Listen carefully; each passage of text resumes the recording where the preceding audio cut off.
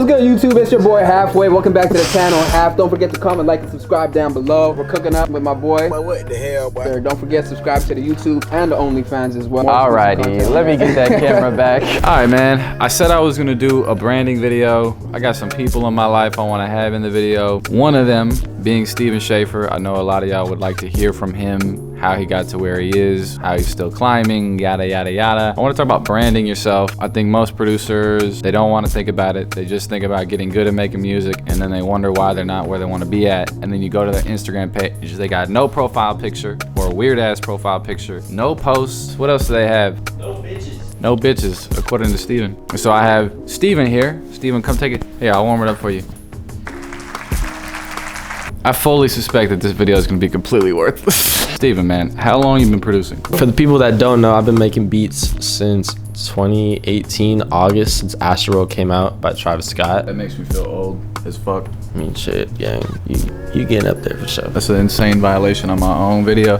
All right, so you've been doing this shit for like 4 or 5 years. Over that time, you have learned a lot. You focused a lot on the music, the branding. I feel like the music making aspect just naturally gets better over time. What are things you learned along the way from like a brand or image perspective that you wish you would have known right from the jump? I feel like I wish I would have known that it's like cool to be open with your fans. 2021, 2022 was like a whole lot of like me trying to be like mysterious, me not trying to like give people an insight into like who I actually was as a person outside the music. A lot of it was just me posting beats. My stories would be boring as fuck. No one would swipe, like realistically no one was really swiping up on them except for like every so often when I post like a banger. My biggest thing that I've learned is like it's cool to be open with people that fuck with you, that follow you. People want to see like a side of you that like most producers don't show, which is just like being open with your fans about like what your day-to-day life looks like, who you be kicking it with, what you actually care about outside of music. Everyone in the producer community makes beats. Like, that's just like a given, you know? So like people want to see everything else.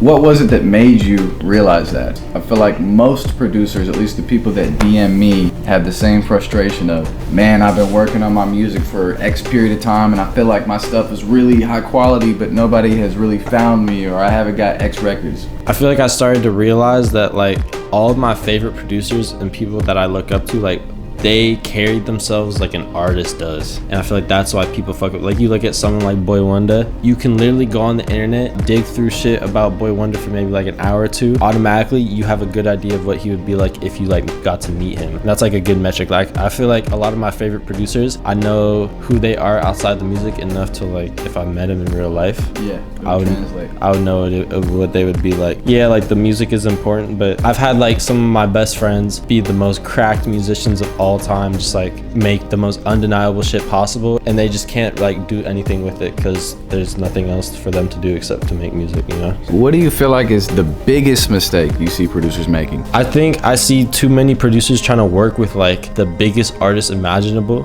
and I see them trying to work with like a Travis Scott or a Drake or a Kanye, and like that shit is obviously sick if it happens, but then I've seen so many of like my good friends in music spend like a whole year trying to get on a Drake project and it doesn't work out for them, and then it's just like, all right, like what the fuck was the point of all this work I put in for the last like year? They might have gotten songs with Drake, they might have gotten songs with like a Travis Scott, but if it never comes out, then at the end of the day it doesn't really matter. If all the unreleased came out, I'm ending this video right now. Yeah, we're out of here. Yeah, the unreleased shit is a trap. That shit'll have you thinking there's a lot of momentum. It's like the only momentum you have is what is physically happening right now in front of you. You could have like 1 million artists hitting you up every day for beats, and that's more worth it to me, even if they're not that big, than trying to like spend all your time and energy trying to like go for the big dogs. What made you go from I need to work with Drake and Travis and this and that, whatever, to actually I want to find something and develop it? I came to the point where I was like around like the middle to end of 2022, I started to get hella frustrated because I was like, fuck dude, I'm like busting my ass and I feel like I'm busting it at the wrong things. Paul. But yeah, I felt like I was like, I just had like a moment to myself. What year was this? I want to say like beginning of summer in 2022. I basically just felt stuck, and then I just like kind of had some time to myself, so I kind of started looking at a lot of the people I admire. Like you had a lot of huge unreleased records that I wouldn't say we were like banking on coming out, but we were sort of like, all right, well, what do we do in the meantime? And it definitely seems like both you and I were like, all right, this shit's already here. let's not focus on this and do some other shit. Literally. So I think from that point, I started to just find artists that I fuck with musically. Yeah. Didn't really care about the numbers, which is not like something that you can do forever. But I think at that point in my life, it was like the perfect thing to do. So I started working with people like Daredevil. Yep. Started working with people like Arden. I think those are like probably the two best examples of like artists that I just locked in with, made so much music. It clicked producer to artist wise, and even now I've already like benefited from like shit that's like still happening to this day. Like I think all the music and all the stuff that I've done for the last 2 years is like almost catching up now, even with like a smaller artist.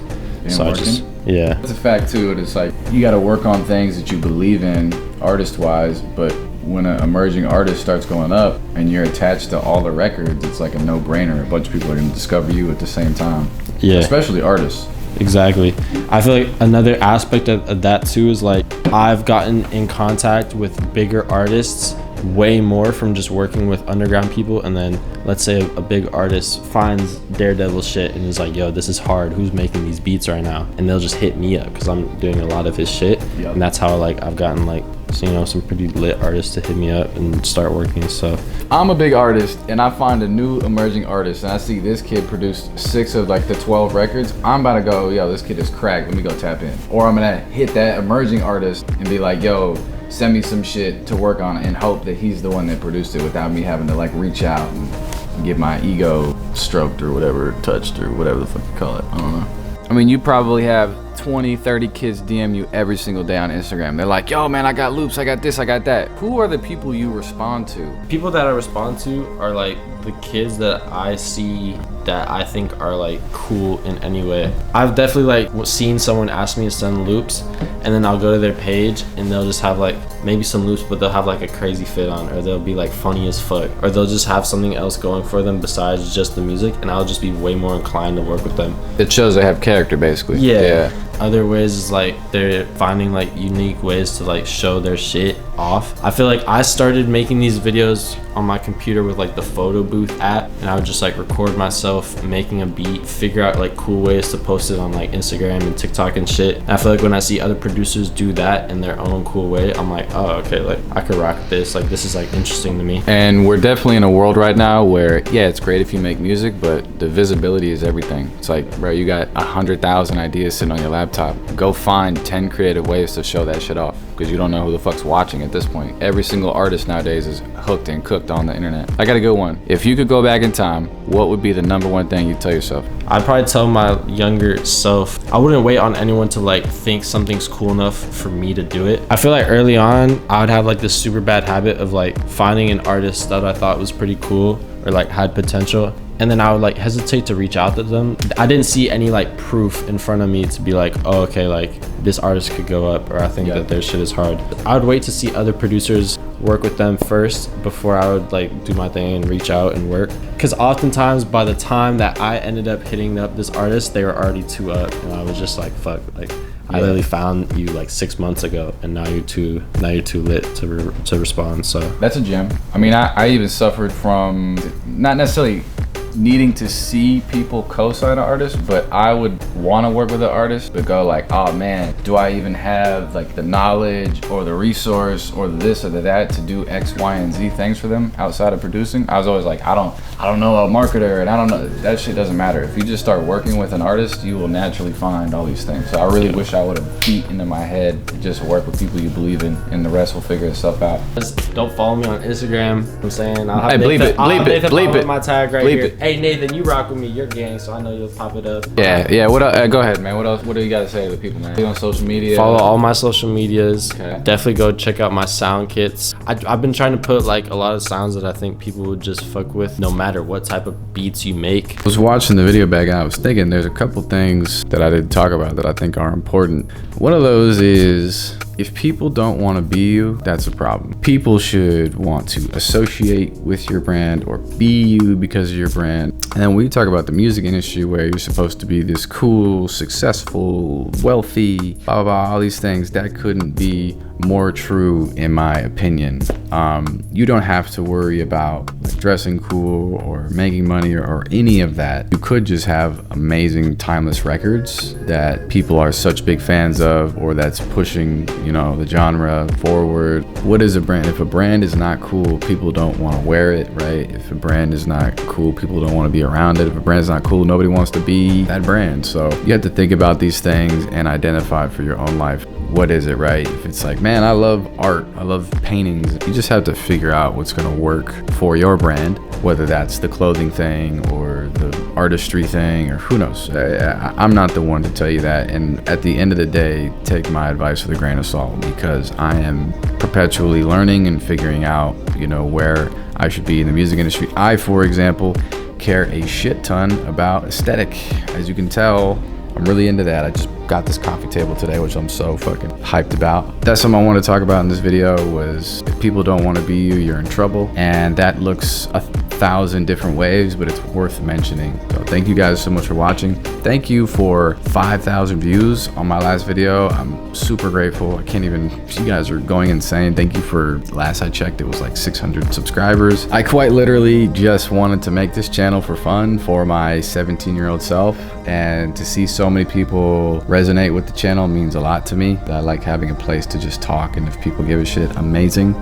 If they don't, then it doesn't really matter, because this is just a fun archive for me. And 10, 20, 30, 40 years from now, I just want to have all of these things, these videos, these pictures, these songs, these moments that I can look back on and just appreciate.